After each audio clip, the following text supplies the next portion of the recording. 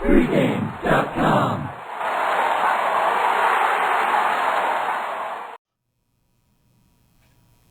All right, guys, we're dusting off the mothballs. We're bringing it back this week in Vegas. He's Vegas runner Marco D'Angelo. Guys, y'all want to be in Vegas. You know that. Every week it's a party in Vegas. But I got to tell you, VR, this past week, it was 4th of July week. UFC was here. Big UFC. They had a fan fest and everything. Yeah. I mean, off the charts. And I've only been in Vegas now 4 years, but it seems like when you get the 4th of July, when it falls, like in the beginning of the week, Tuesday, Wednesday, midweek, guys just make it a whole week party. Yeah. It's, you come in on Friday, you have the whole weekend, you take a couple days off work, and then you got the holiday, and you make it a thing.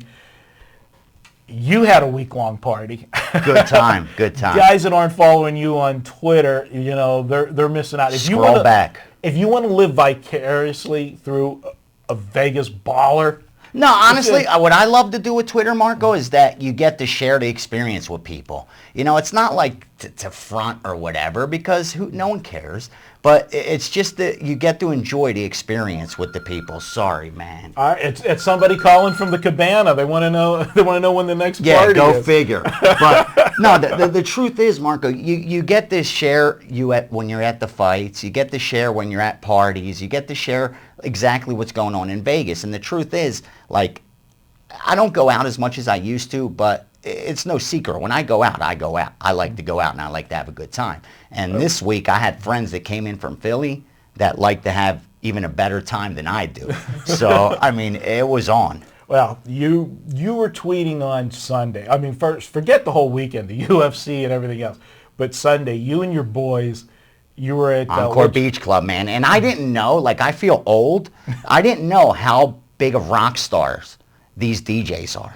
Because, I mean, what you got to remember is these guys, we went out every single day. Every day during the day, it was at a pool, whether Marquee, Beach Club, whether Encore Beach Club Saturday and Sunday, whether Wet Republic. We went to a club pool every morning, and every night we went to a different nightclub, preferably XS at Encore. And I didn't know how big of these DJs were. I mean, usually a minimum at a good table, at a dance floor, your minimum, they're going to tell you, $2,500, $4,500.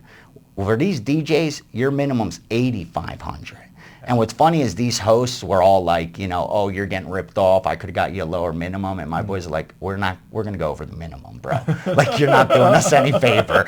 You know what I mean? Like, really, and stuff. But what happens is, like, everyone's having a good time, like it's a club. Then all of a sudden, when this so-called big-name DJ goes up there, it becomes a concert. Everyone turns around, and whether they're dancing or not, they're all facing the DJ, and they're holding their cameras up like it's a rock star, like it becomes a concert. And I had no idea. Then what happens is they play at night at the club, and then the next morning they're at that pool, So they were at XS at night, and then Encore Beach Club the next day. And we were there to party with them every day, dude. Well, speaking of dancing, I heard a rumor. Can you confirm this or not that a good friend of pregame, Joe Fortenbaugh, was auditioning in your cabana for Dancing with the Stars? Yeah, they were there, and they were looking for people for Dancing with the Stars, that were well known. And Joe, we know, with NFL season coming up, no bigger celebrity. And Joe was busting the moves. I mean, up on the cabana bed, I think Ray Rice, who was trying to do the same, even got embarrassed and got down, because Joe is just jamming. My boys love Joe. They loved him. Well, he's a Philly boy too. Yeah, so. Exactly. He's like, and he's a good time. And everyone's like getting his information because they're like, I'm going to win my fantasy league this year. You know what I mean? Well, from the pictures I saw, I think Joe was living his own fantasy in the cabana. I messed up because I wasn't doing it every day all day. You know what I mean? I picked that one day because I don't drink. That's why I'm able to recover. I barely drink. But that day, it was Sunday, like the last day they were going to party. And they were like, you have to. And I had a couple cocktails in me, and I said, let me get Twitter to enjoy this party with me. Well, speaking of recovery, you could probably confirm this. I was told this the other day. I mean, Vegas, we've got everything. That there's now, like, doctors that will come to hotel rooms and cure your hangover. They'll run it. Run an IV through in you. call. Yeah. It's that kind of city, man. You got to get ready for the next day. I don't know how these. I mean, when I was young, I was be able to drink.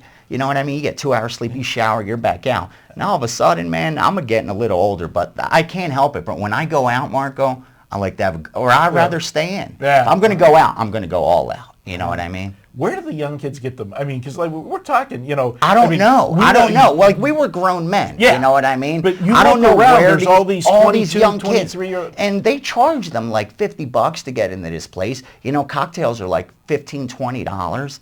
Everyone's drinking. I have no idea, man, where they get their money. And then if they get bottle service or a table, like you said, it's off. Forget about it. Yeah. That's when they really pile it on. Good week for you. You know, you had a little cult running. I was. I had guys in town, but when my guys come in to visit, you know, like Pittsburgh guys, a little more relaxed. You know, I've had guys. The last guy left on Wednesday morning. I had 16 straight days of somebody from Pittsburgh was in town. So yeah, but you get out there. We get out there. Well, you know, Marco, I like to, you know, eat. So you're enjoying nice restaurants. Nice restaurant every night. The best thing about Vegas, bro, is that there's something for everyone, no matter what you want to do. Like sometimes when these guys come in, that's what they want to do, or they come with their girls or whatever, their wives, and they want to go to shows, they want to go to dinners. But sometimes it's just the boys and we just want to, you know, like when what you did when you were back in Philly, and you just want to party for that. Or for us, sitting in a sports book, you know, betting games, it don't get better than that. Exactly. Playing poker, have dinner, and that. I've had plenty of those weeks. And then yesterday for me, and too many of these kind. Green Valley Ranch, I went to watch. I had my 2-year-old colt. A lot of people were talking about it. How long have you had the horse? We bred him. So what's nice about this is to go full circle on it. You know, I don't have any kids, so my kids are my horses. Sure. Okay, and this colt's mother, I had from the time she was a yearling. I bought her at an auction as a yearling, so we raised her, raced her. She was my first stakes winning horse, winning Skylight. And she won a stakes race for me in 1994. So, you know, 18 years ago. I've had her the whole time. We've bred her. This is her last foal. We didn't breed her after this foal because she was 22. And he made it, he's racing, this is her last foal. So we named this colt Skylight's Finale. It's her last one. And he won a stake race yesterday. In your area, he was at Harrah's, Philadelphia. It used to be called Chester. Just a few months back, they changed name. The buzz, you know, everybody talking about the horse on pregame and everything. Is it better than Cat and Mouse, your last one? We're hoping. And Cat and Mouse I won some races, that horse, We boy. won a lot of money with her. And actually, her first baby is going to be, I'm going to actually be selling it at an auction at Lexington. So if you're at Lexington this fall, look that baby up. We named it the Sin City Dragon. The father was Dragon again, so we called it Sin City Dragon. But we went wire to wire, won the race. But what was shocking at Philadelphia... Earned its price? It earned its price. It opened up the tote board. When the tote board opened up with all the pregame people on the horse, Skylight's Finale opened up at 1-5. Dude, everybody I know was going to bet it. You know, it was. I went to the pool, I said, and I was going to bet it, and I'm like, what am I going to do? Bet 200 across the board to win 80 cents. Yeah, so but no, you ended up getting good price. Paying $420. And, I was pissed.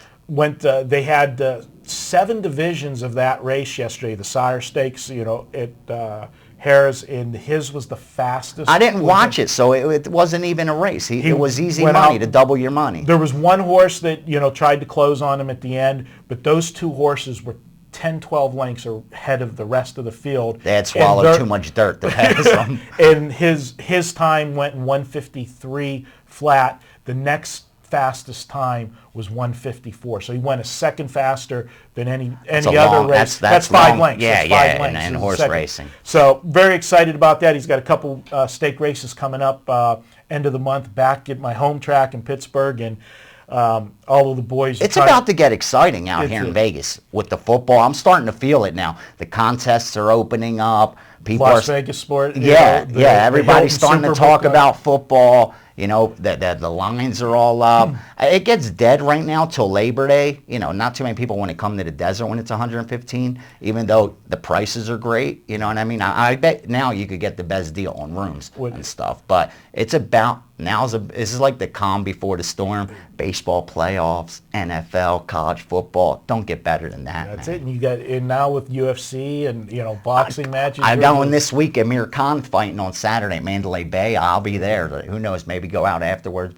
Who knows? You go out? Really? Once in a while. Rarely. All right, guys. That's This Week in Vegas. If you guys want to hear more of these stories, you want to hear what's going on, what we're doing, comment in the forums. Yeah, when you come out, man, honestly, that's why I say tell me through Twitter. That's why I did open invitation. Whoever was in town, come on over and hang out. You know, I love to meet people. I've met so many people from pregame. You know, it's even great. For a cocktail. You get a cocktail, or you know, if you're lucky enough, go to a buffet and get a buffet with Marco, handicapping course and tons of food. Yep, lap doesn't dance. get any better than that. You're doing the lap dance.